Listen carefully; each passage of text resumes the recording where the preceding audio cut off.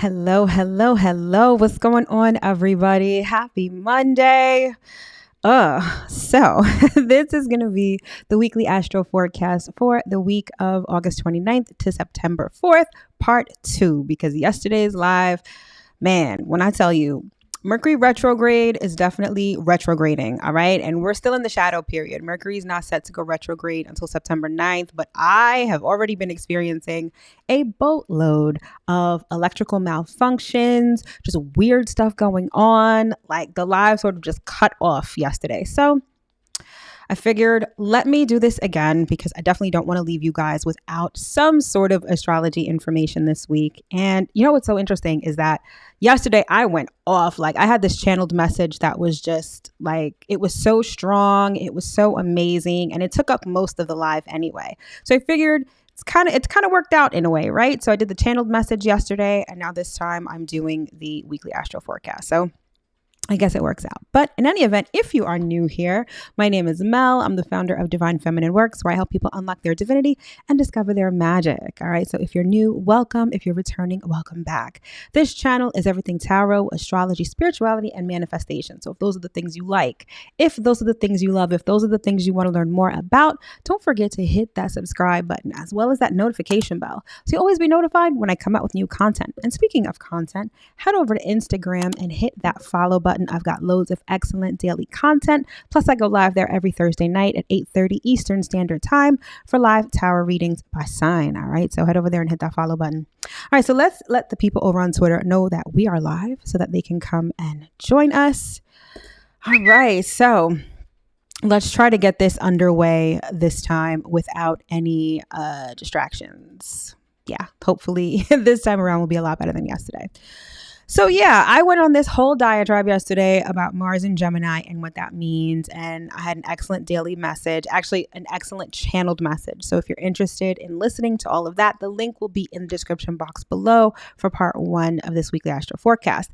But now I am just going to get into what this week looks like. And thankfully, or maybe not so thankfully, this week is pretty quiet, astrologically speaking. There isn't much going on, but I feel like, again, that Mercury retrograde energy is super potent. It's warming up. It's starting to rear its ugly head. So we're definitely going to be feeling some of that energy. But by and large, this week, there isn't too much going on. I feel like there's a lot of opportunity this week. I feel like we have some good stuff ahead. We're fresh off the heels of the new moon in Virgo, which just went down on Saturday. So many of us are still in that sort of organizational, working sort of energy, sort of getting things organized, getting efficient, getting healthy, thinking about our future and our stability. And so this week allows us to build on that energy because the moon is in the waxing phase. All right. So before I get into the nitty gritty of what the week has in store, you know the deal. If you are new to astrology, or even if you are not new to astrology but need a refresher, I created this thing called the Astrology Basics Cheat Sheet, which gives you the quick and dirty on everything you know to start studying astrology. So it details the planets, the houses, the signs, and the aspects, and it gives you a quick summary of all of the important information that you need to know regarding these subjects. And what's great is that it's just an 11-page PDF, but it gets straight to the point of what you need to know. And most importantly, it allows you to sort of get a fundamental working knowledge of astrology. I mean, astrology is a rabbit hole. So just this on its own, it doesn't even scratch the surface of what there is to know about astrology, but it gives you a pretty good foundation of your life. And many people want to know how to read it, but they don't know how. The best place to start is with this Astrology Basics Cheat Sheet. So if you're interested, the link will be in the description box below. All right, so check it out and definitely download it. All right, so let's talk about the highlights this week. Like I said, not too much going on, but what is going on, it's not that bad. So first we have what I like to call building momentum. And this is all about the moon phases this week. All right. So we're in the waxing phase. Okay. So we just, like I said before, we're just fresh off the heels of the new moon in Virgo. The moon is going to be growing in intensity and in illumination. And this is going to get us to take action steps toward our goals. Now, the moon is going to transit from Libra to Capricorn this week. So there's going to be a lot of different energy shifts in terms of our emotions, whether it's working with people, whether it's confronting our fears, others. Whether it's opening our minds or getting disciplined, all of these themes are going to play out at some point in time over the week and in different scenarios in our lives. But again, I think it's great because it allows us to build on that new moon in Virgo energy and sort of make our dreams and our manifestations real and come to fruition. And then we have what I like to call giant Jupiter, because Jupiter is sort of the star player this week. Jupiter has a starring role. First, it's going to sextile Mars, then it's going to oppose Mercury. And anytime you have Jupiter in the mix, it's all about expansion. It's all about abundance. It's all about good things and positive energy. So we do have some opportunities for some positive energy, for some abundance, a little risk taking too, but I'll get into that in a second. So yeah, I think we have some really great stuff coming in this week. Well, hello there. I am well. How are you? Thanks for joining. All right, so let's get into the week and see what we have here. All right, so on Monday, we have the moon in Libra. Then on Wednesday, we have the moon moving into Scorpio. And then on Thursday, we have that Mars sextile Jupiter transit that promises to be nice and abundant and lucky. Then on Friday, we have Mercury opposite Jupiter, while the moon moves into Sagittarius. And then we have the moon moving into Capricorn on Sunday. All right. So like I said, not too much going on, but what we do have going on is pretty good. All right, so let's start out with Monday. So on Monday, we have the moon moving into the sign of Libra. And as you see at the bottom left-hand portion of your screen, the moon will also be conjunct Mercury in Libra. All right. So the moon is currently in the waxing phase. And on Monday, today, when the moon moves into Libra, it's going to be in the waxing crescent phase. And in the waxing crescent phase, it's all about taking those first initial steps toward our goals, right? So let's say your goal is to make money. Depending on where everything is falling in your chart, one of the action steps you may take is to start saving or maybe investing, right? But when the moon is in Libra, it puts a focus on our relationships. So rather than go it alone, I feel like the moon in Libra urges us to find people who can help us get to where we need to go, right? No man is an ocean. No man is an ocean. No man is an island. And many times we can go farther together, right? And I feel like that's sort of the essence of the moon in Libra in the waxing phase. Okay. So we like to create order through pleasing experiences. Libra is one of those feel-good signs, right? Especially when it comes to people. So relating to people, socializing with people, feeling good with people is definitely a characteristic of Libra energy, right? The other thing about Libra is that Libra tends to be very friendly, very charismatic, and very diplomatic. Of all signs, right, I feel like Libra is best known as like the mediator. I feel like a lot of people come to Libra for advice, and Libra tends to be like the neutral party when it comes to disagreements or arguments or things like that. And so this sort of helps in the waxing phase because maybe you need advice from someone, or maybe you need just to bend somebody's ear to figure out what you're trying to do. The moon in Libra is going to sort of urge you to reach out to someone. It's going to urge you to find people who can help you, right? That's definitely sort of the essence of Libra energy. Now, sort of on the flip side of Libra energy is that Libra tends to be a people pleaser, right? Libra doesn't necessarily like confrontation. Libra would rather just have peace for peace sake and avoid direct confrontation. Okay, so Libra tends to be a bit superficial in that regard, but that sort of comes with the territory. Another thing about Libra energy is that it lends itself to being a little bit indecisive. Because Libra can see all areas and all sides of a situation, it can be hard to make a decision because each side sort of makes sense, right? And with Libra being an air sign, Libra's all about like rational thinking, logical thought, things of that nature. So you may find that even though you have a lot of help from other people or you're able to get advice from other people, it really may be difficult to make a decision as far as what step to take forward or what to do next, because again, Libra lends itself to a little bit of indecisiveness, right? But one of the most important things to remember when the moon is in the waxing phase, particularly in the waxing crescent phase, is that you need to be positive and have faith, right? Because those are sort of the driving forces that are going to allow you to move forward towards the manifestation of your goals and desires, right? So at this stage of the game, we're communicating with people, we're interacting with people, we're getting people to help us, we're realizing that teamwork makes the dream work, and we're staying positive and faithful to our desires, all right? So that's what's going down on Monday. So now on Wednesday, we have the moon moving into Scorpio.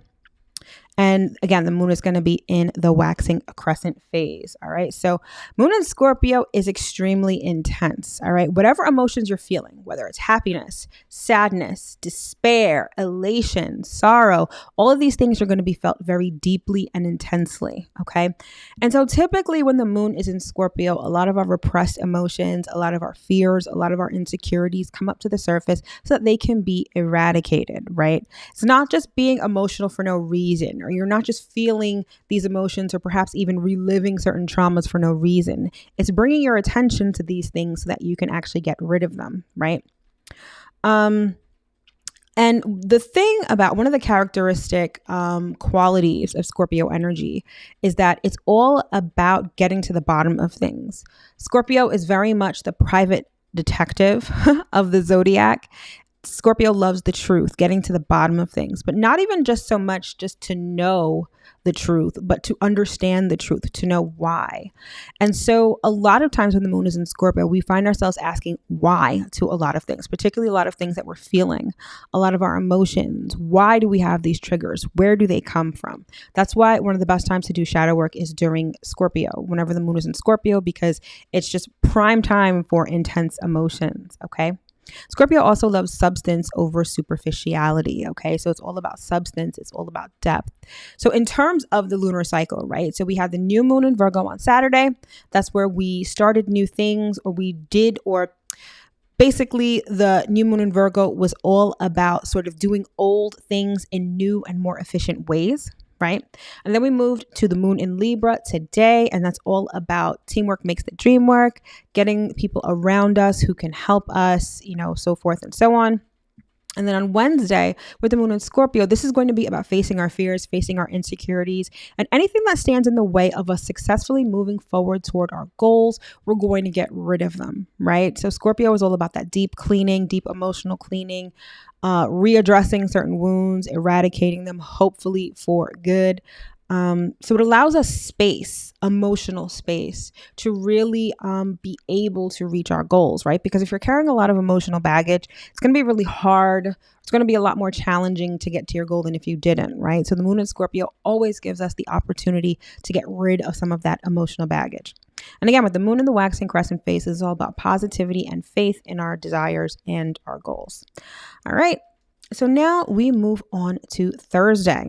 All right. So on Thursday, we have Mars sextile Jupiter. Okay. So Mars is in Gemini, just went into Gemini back on the 20th. And we have Jupiter in Aries that's currently retrograde. Okay. What I really like about this particular transit is that it lends itself to a lot of self-confidence, feeling good about yourself, feeling good about your goals, feeling good about going after your goals, right? Makes you feel strong and courageous. Mars is the warrior. Mars is the soldier, right? And so when it comes to our goals, especially because we're still in that waxing phase of the moon, we're able to sort of be very direct in what we want, be direct in the path that we choose to follow to get what we want. And we have the courage to do so. Okay. This is a great time to do anything that you deem difficult. So any sort of tasks that you may have been putting off, that you were like, oh, this is too hard, or you didn't feel motivated enough to do it before, Mars sextile Jupiter is definitely going to give you the energy to do these things, perhaps even the physical energy, because Mars definitely, it definitely governs physical energy. So you may find that, by the end of the week, like Thursday or Friday, you feel a lot more energetic. You're going to have the energy to do things, particularly things that you've been putting off for a while. So it's a great transit for productivity. Okay. What I love the most, though, about this transit is that it's great for risk taking. Okay. So Jupiter in Aries is all about starting something in a very big way. All right. Taking a risk, sort of what's that phrase? It's not jumping off a cliff, going out on a limb. This is one of those transits where if you go out on a limb and sort of put yourself out there, even just a little bit, I feel like the return on your investment is actually going to be pretty big and pretty immediate too, because we've got Jupiter in an air sign. I'm sorry, in a fire sign. I feel like this lends itself to sort of quick and immediate results. So you may want to take a little bit of a risk, whether it's a risk in business, whether it's a risk in a relationship. You're going to want to look at your chart and see where this transit is taking place and what planets are being activated by this transit, right? That's where you're going to want to take a little bit of a risk, because I feel like it's really going to pay off in the short term, not even in the long term. And that's one of the things that I love about this transit. Now, Mars is all about competition. And if you listen to part 1 of this weekly astro forecast, I talked all about competition as it relates to Mars and Gemini.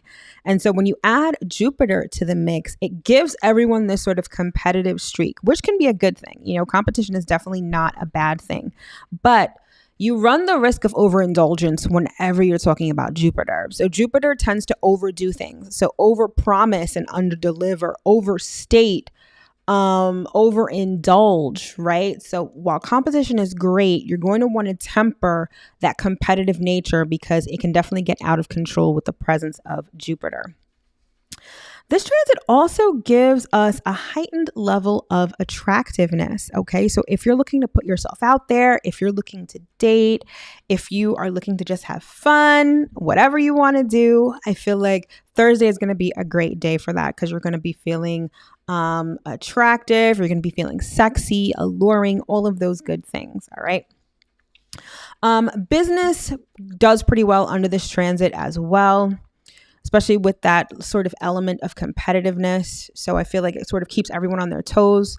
And when people are on their toes, that's when you get a lot of fresh ideas. That's when people are willing to take more risks because they want to get a little bit ahead of their competition. So I feel like this transit sort of lends itself to a lot of new and big energy. So wherever it's falling in your chart, that's where you're going to want to put in some work. That's where you're going to want to take a little bit of a risk, a calculated one, obviously. Don't be too impulsive. And again, I feel like you'll be able to see sort of immediate results. Okay. Yeah, I feel like it's just an all around good sort of transit, very high energy, sort of like work hard, play hard. So again, if there's any day this week that you need to get stuff done, you're definitely going to want to do it on Thursday with Mars sextile Jupiter. All right. So now let's move on to Friday. So on Friday, we've got Mercury sextile. We have Mercury opposite Jupiter. So we've got Mercury in Libra, which is going to be opposite Jupiter in Aries. And then we have the moon moving into Sagittarius. All right. So first up, let's talk about Mercury opposite Jupiter. Now, typically, oppositions are known as harsh aspects, meaning that they usually carry some sort of negative energy to them. But the fact that Jupiter is pretty much the most positive planet, right? Whenever you have a Jupiter opposition, it actually ends up being a bit positive. And that's definitely the case with Mercury opposite Jupiter. So this brings big ideas and big plans, okay? What's interesting is that Mercury is in Libra right now, right? About to go retrograde. And so Mercury in Libra is all about how we communicate with others. So I feel like Mercury opposite Jupiter, especially with Mercury being in Libra, is going to be about like rallying a team in order to sort of think of this, a big plan or make plans for the future, right? I can see like a lot of brainstorming sessions, a lot of communication about big and grand ideas, overarching ideas, whether it's for your business, whether it's for your job, whether it's for family, whether it's for a relationship. You know, it all depends on where it's going down in your chart. But this transit lends itself to big ideas and grand plans. And the good thing about it is that the presence of Jupiter makes you feel optimistic. So it's not just making plans for the sake of making plans. It's actually making plans and feeling good about them, right? And when you feel good about them, you're more likely to plan better, right? So I feel like Friday is one of those days where you're definitely going to want to get pen to paper or, get out your laptop and just start planning. Okay. Now, you're going to have a lot of ideas, and this is why you're definitely going to want to get pen and paper, because I feel like the ideas are just going to be flowing all over the place. And you definitely want to memorialize them, because while you're in that feel good sort of energy and the ideas are flowing, you probably can't act on them all at once or maybe even immediately, right? So you're going to want to memorialize them so that you can visit them later when you have time to actually implement them and take action steps. But here's the thing though, when it comes to Mercury opposite Jupiter, it's all about the big picture and not the details. So while you're feeling very optimistic about planning for the future, any of sort of the granular details or the smaller details, you're going to likely gloss over them. So even though this is a great transit for making plans, when it comes to sort of executing things like contracts, agreements, and stuff like that, under this transit, you're definitely going to want to get professional advice, because you're definitely going to overlook something.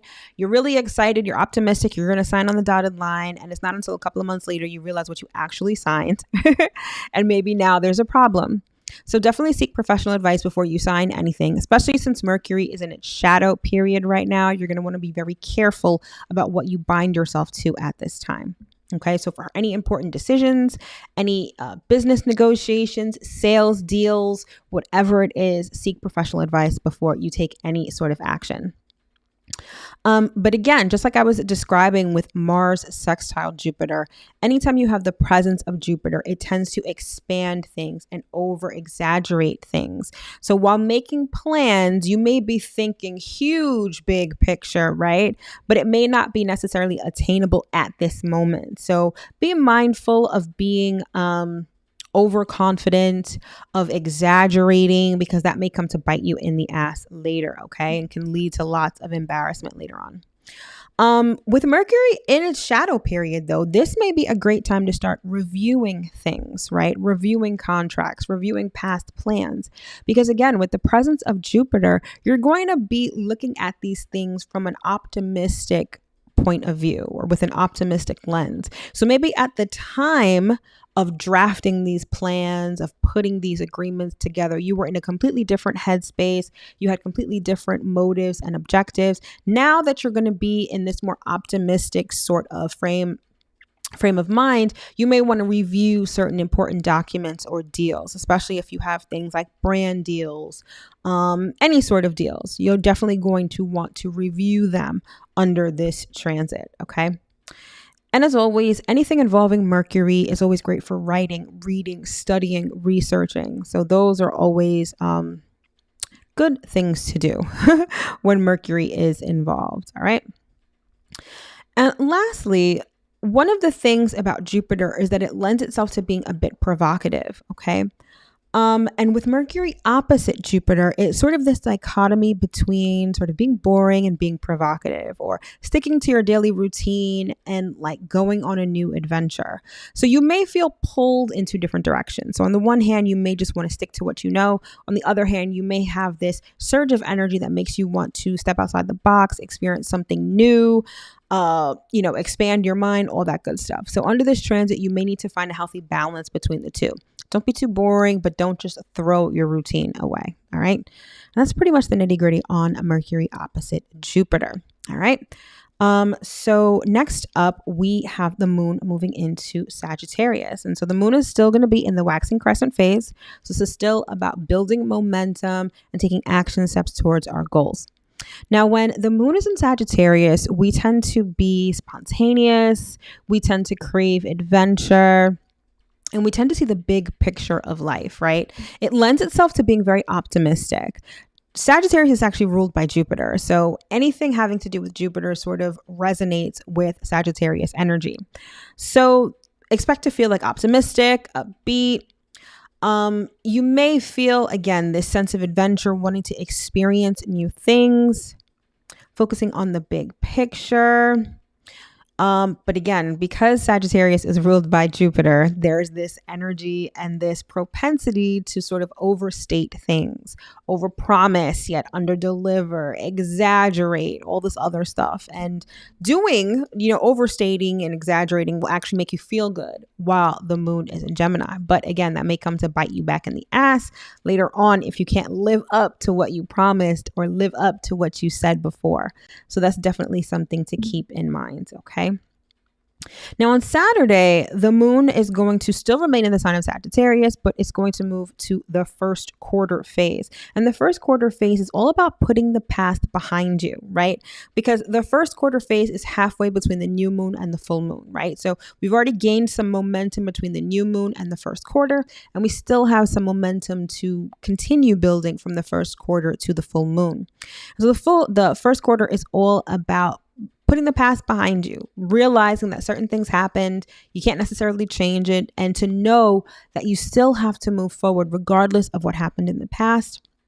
But the energy at the first quarter moon tends to be energetic and a bit impulsive, right? Because you feel like, all right, I still have more to go. I still have more that I want to accomplish. I still have this goal that I'm working towards. So it's a very high energy sort of time, and it's still moving towards your goals. So that's something to be mindful of on Saturday. All right. And then finally, we get to Sunday, and on Sunday we have the moon moving into Capricorn, and that's pretty much how we close out the week. All right. So the moon is going to be moving into the waxing gibbous phase on Sunday. And in the waxing gibbous phase, this is sort of the final steps that we take as we approach our goal.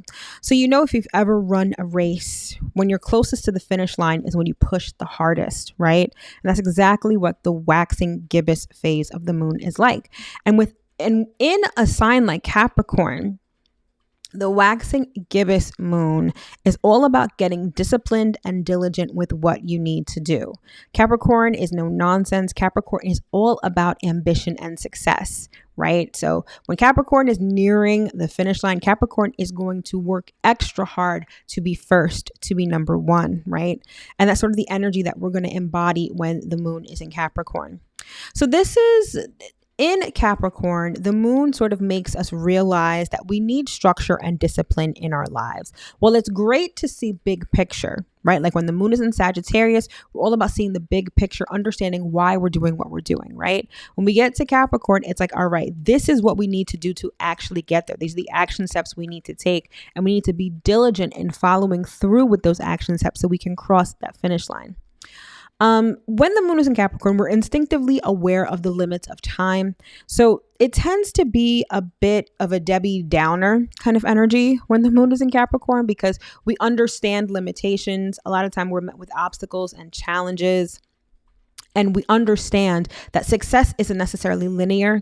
And along the pathway to success, we're met with challenges and obstacles and setbacks. And so a lot of times the moon in Capricorn tends to be a bit depressing for some people. But although it can be depressing, it could also be a very productive time, because while you are cognizant of limitations and obstacles, it almost motivates you to work even harder, right? And it's actually a great energy to start a new week, right? Because you're sort of motivated to do whatever it is you need to do. So Sunday is going to be a great day to plan for the week ahead, get organized with respect with what you have to do, and then do it. Be diligent and forthright about doing it, okay? One of the things that's also great about moon in Capricorn, and one of the activities to do while the moon is in Capricorn, is any sort of activity that may be long-term, but that will yield slow and steady results. All right. So Capricorn knows that life is a marathon, not a sprint. And so the actions that you put into motion today will bear fruit, 2 weeks from now, 2 months from now, 2 years from now. Like Capricorn knows that we're playing the long game, right? So even though, we're still in a waxing phase, right? Even though this is not a Capricorn new moon, you're still going to want to plant seeds that you want to see grow over time, particularly seeds having to do with stability and security. Okay, so whenever the moon is in Capricorn, those are the kind of activities you want to do, because if you put in the work and you're diligent with those things over time, they will yield very nice results. Okay, but again, I think it's a great energy to start the new week with. And yeah, So that is pretty much this week in a nutshell. Like I said, not too much going on, but it's because we need to get prepared for Mercury retrograde, because Mercury retrograde again is going to go retrograde on the 9th of September. It's currently in Libra, and then it's going to retrograde back into Virgo. And it's going to go direct on October 2nd. So we're going to be spending most of September with Mercury retrograde. And I don't know about you, but I've definitely been feeling the effects of it heavy. So let me know if you have too. All right. But regardless, thank you so much for tuning in to this week's Astro forecast. Hopefully you were able to catch part 1. If not, the link is going to be in the description box below. If you would like to know more about my products or services, those links are in the description box below as well. Thank you so much for tuning in. I wish you nothing but the best for this upcoming week, and I'll see you in my next video. Take care.